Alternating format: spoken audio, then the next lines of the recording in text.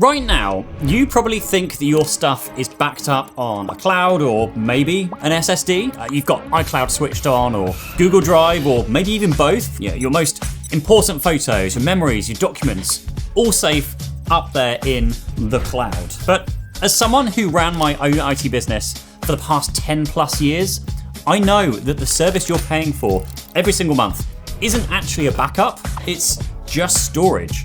And the worst part is that these services actually cost you vastly more in the long run. So let me teach you the smartest way to back up everything that you own.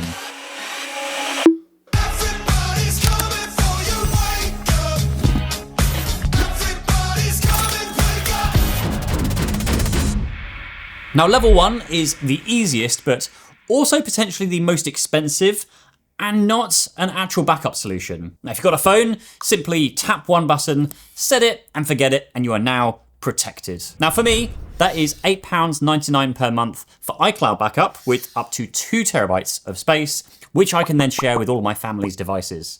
But that's also £18.99 a month for a 5 terabyte Google AI Pro plan, or $7.99 a month for just a 2 terabyte, which is also available, which I can also share with my family. And that's not even including other areas where I'm paying monthly to back up other things, which we'll get to shortly. But just take one of these services. Over 10 years would cost £1,078.80, and 20 years would be £2,157.60 for just 2 terabytes of iCloud storage. Or for my Google 5 terabyte plan, £2,278.80 for 10 years, or £4,557.60 for 20 years. For context, a 2 terabyte SSD can be bought for the low price of between £200 to £400 right now, and that's in a time where SSD prices are absolutely skyrocketing. Now, the pros of this, of course, is, well, it's easy. It's a subscription service. You can be safe to know that your photos and files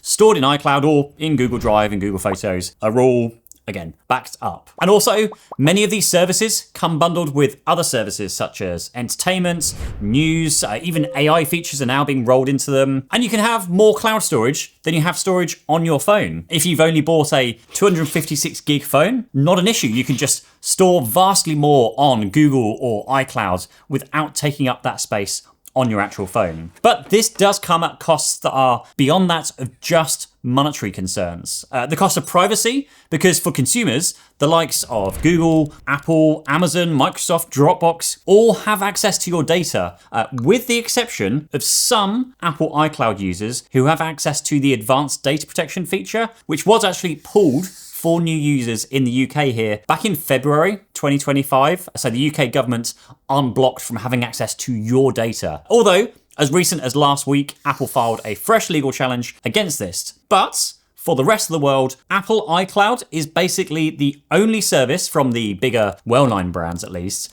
that allows you, the user, to set the encryption keys so that Apple themselves can't see your data. I don't know if you've actually seen this, but there is an ongoing video series from a guy called Reckless Ben about a Star Wars Lego collection, where the guys who actually stole the Lego collection got Google to provide them with all of Ben's Google data, which is just insane that that was allowed to happen. But again, that is exactly the reason why a lot of people don't like giving their data to these big cloud providers.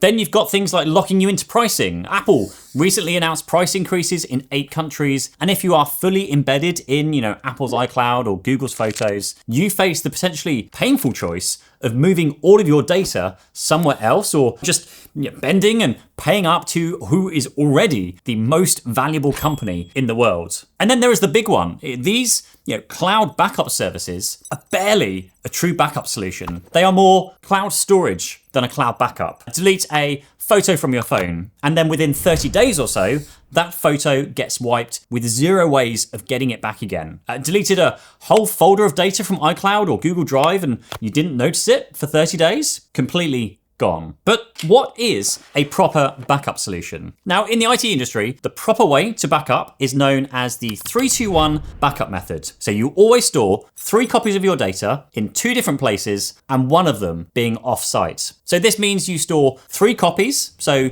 your main data on your phone, plus 2 other copies. Now, those 2 other copies should be stored on 2 different media types, so a hard drive, cloud, NAS, and one of them in a different geographic location. So if you suffered a disaster like a fire or a flood, you have a copy somewhere else. So if you are just using iCloud or Google Drive or something similar, you fall over at step 1, even though step 2 and 3 are kind of okay. By the way, consider subscribing to my Experiments in Progress newsletter. Twice a week, I send updates on what else I'm testing, along with things like buyer's guides and just other useful information to help make your own buying decisions. So grab that, experimentsinprogress.com, especially with things like Black Friday and things coming up, where we hunt for some genuinely good discounts for things like SSDs, hard drives, and also at various times of the year as well. So to start to solve some of these issues, there are a few options. Now, the simplest one will be to use storage that you probably already own, be it on a laptop or a desktop, or failing this, buy an SSD or hard drive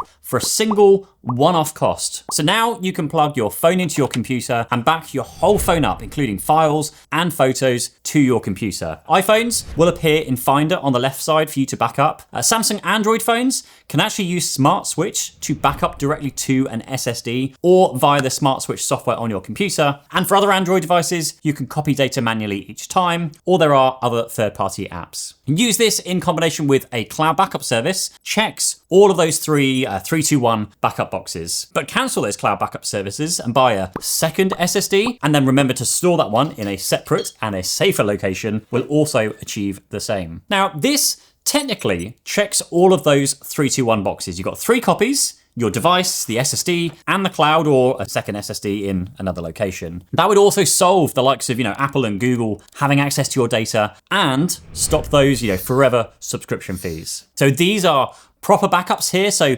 deleting something and then remembering 2, 3, 9, 12 months later still gives you the ability to recover here. But there are cons, now that you are now in control and possession of your own data, well, now it's your own responsibility to make sure that it's backed up, encrypted, and safe. We noticed that when backing up to an SSD directly from a Samsung phone, there was no option to encrypt the data, but when you do this via the Smart Switch software on the computer, you can. Also, this is a very manual process. It requires you to remember to physically plug in and back up your data every so often. And if you do store a second SSD somewhere else, remembering to swap them around every so often, again, another manual step. And then another con, of course, SSDs still have their own drawbacks. They can fail, they can be dropped, and if they aren't plugged in semi-regularly, they can even lose their data over time. So even with a second SSD stored in a different location, it still poses a risk of data loss. It is very low, admittedly, but it's still a risk. And this is one of the benefits of paying for a cloud subscription, because, well, then none of this is any of your problem. And then, of course, you're now in control of how much available space that you have. And you might need to buy bigger drives over time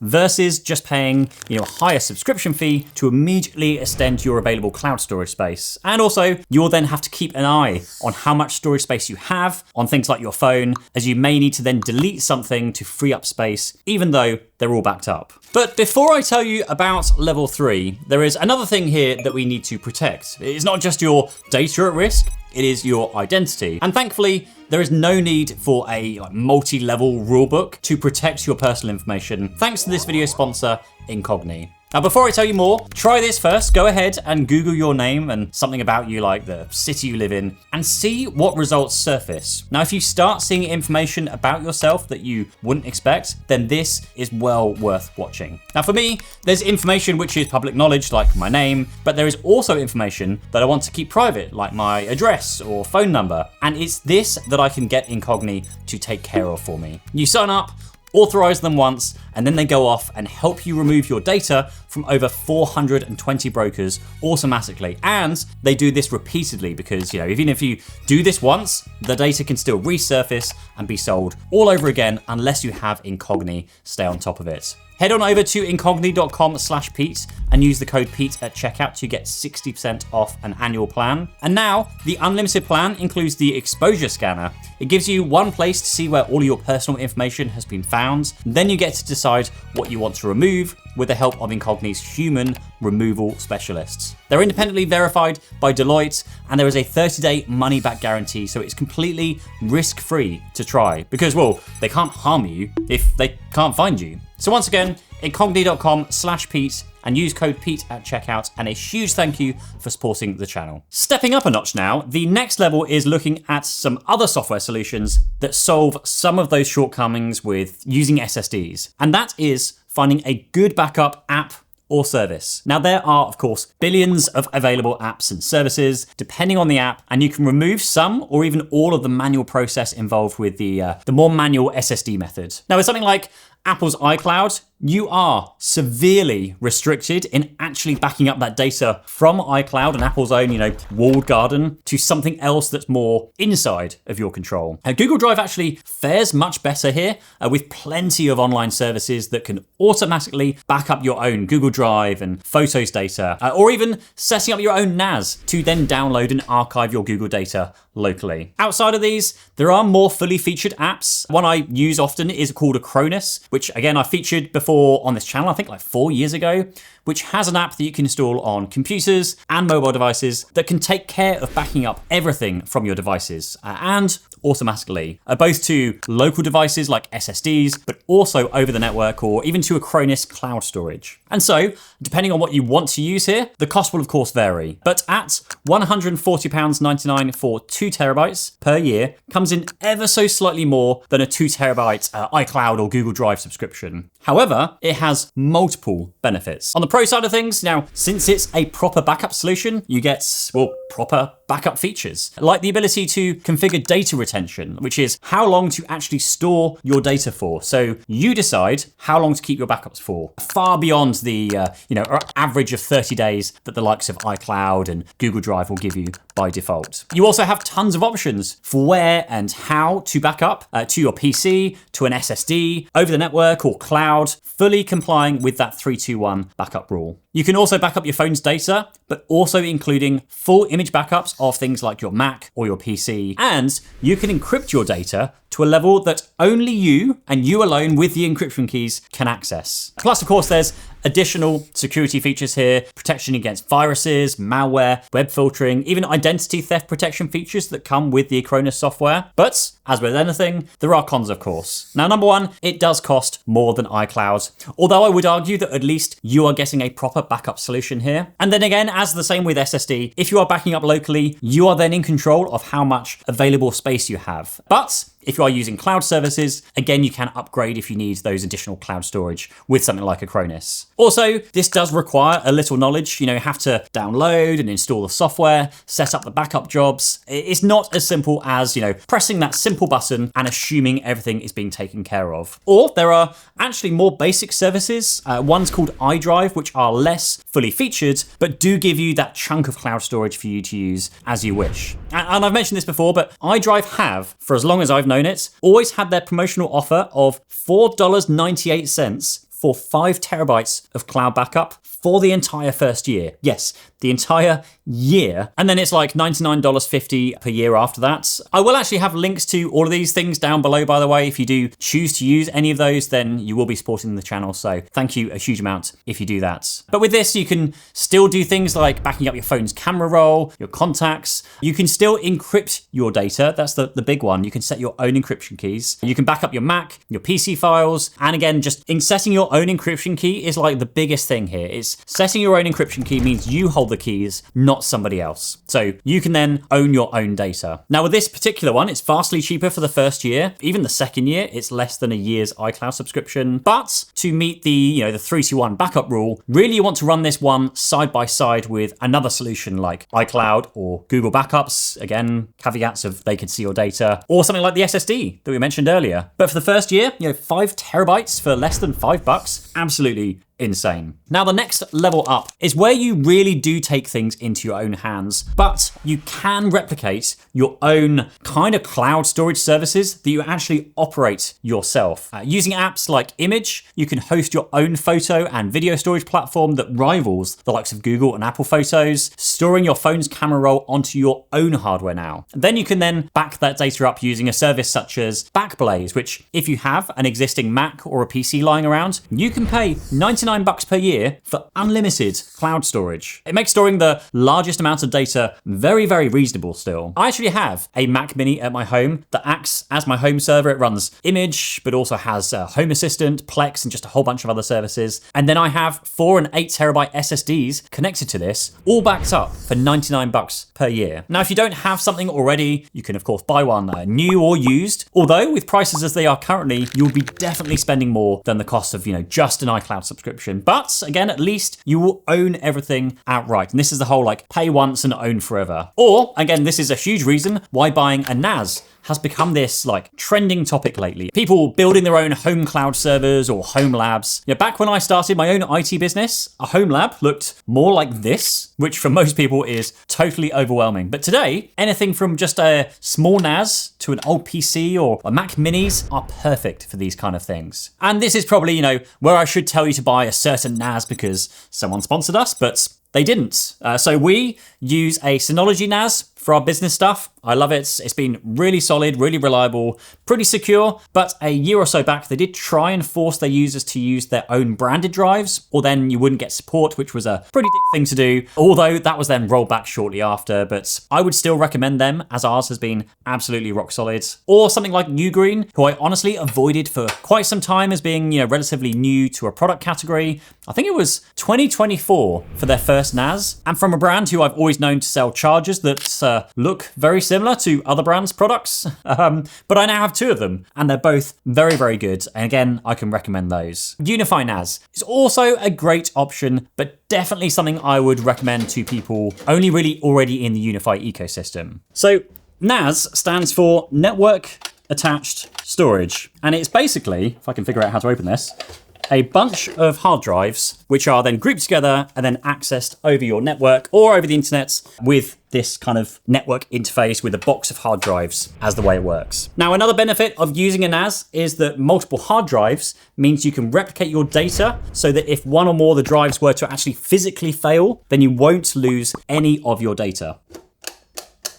In more basic terms, for small 2-bay NASs like this other UGREEN one, you'll want to use RAID 1, which means with 2 4 terabyte hard drives, you will only have 4 terabytes of usable space because the second one is just mirroring the first one. But for 3 or more disks, like we have 4 here, you can use RAID 5, where say 4 terabyte drives will actually give you 12 terabytes of usable disk space here with one of those for redundancy. Now it does get a little bit technical beyond here, but those are like the super very basics. But with all of these, each NAS comes with their own apps, which you can then install to back up your files, your photos from your computer, your mobile devices. And then your NAS can back itself up to cloud services like Backblaze or Synology Cloud. iDrive also offers one, but then you are paying per terabyte per month for your storage space, which isn't a bad price. But again, just the more data you hold, the longer you hold onto it, then the more you're going to pay. But at least these are proper backup solutions. And if you want to avoid cloud subscription services altogether, then you could even buy a second NAS and then use that NAS as a backup for the first NAS. Or again, if you have a friend who has their own NAS with enough spare space, as long as both of you have a fast enough internet connection, you could then back up each other's data for them in your own houses. Now, the downside is that some of these included apps can be a little bit clunky, but if you want to go that step further, then most of these NAS devices, with the exception of UniFi perhaps, can have apps such as Image installed on them, which gives you much more of a feeling of like Google Photos photos with things like local AI, face recognition,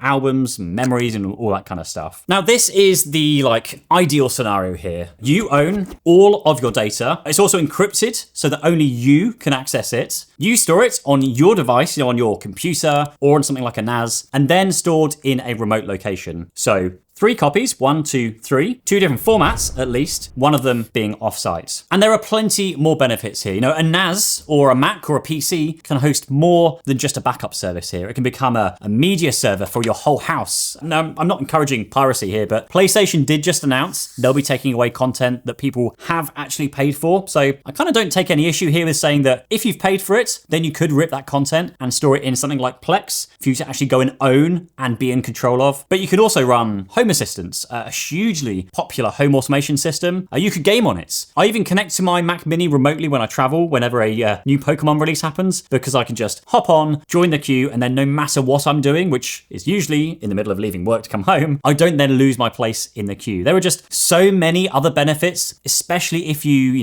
just happen to already own one that you can then repurpose for backing up your own stuff. Now, of course, there are some drawbacks. There is a certain level of knowledge involved in setting this up. Actually, let me know in the comments down below if that is something you'd be interested in seeing, like an IT expert explains how to set up a home server, whether it's a Mac, PC, or a NAS, or just something like that. And if there's enough interest, we'll definitely make that happen. Otherwise, there is the cost, of course. If you already have something at home, that's great. Otherwise, you will need to factor in the cost of something like a NAS, the disks, especially with prices as they are today. But again, if you get this right, you can have an absolute bucket load of storage space, far beyond what it costs for iCloud or Google Drive, which is safe, secure, and private. It is all yours to do as you wish without a monthly subscription fee. But again, with all of these different levels or tiers, the reality is just not one size fits all. So between family and work, I actually pay for iCloud subscriptions, I pay for Google One. I also subscribe to Homey Backup, which is like 99 pence per month. Then I pay for Synology Cloud to back up all of our video footage every single month. I then also pay Backblaze to back up my own Mac Mini home server. So there is no, perfect one and done solution here. It is just finding something that you are comfortable with in terms of, privacy at a price that you're willing to pay and which is at your level of how easy and simple and reliable enough to use. So thank you so much for watching. Please do subscribe and let me know down in the comments below whether you want to see that next guide for how to set up this whole home server thing or anything else. And I'll see you in the next one. Cheers. Bye-bye.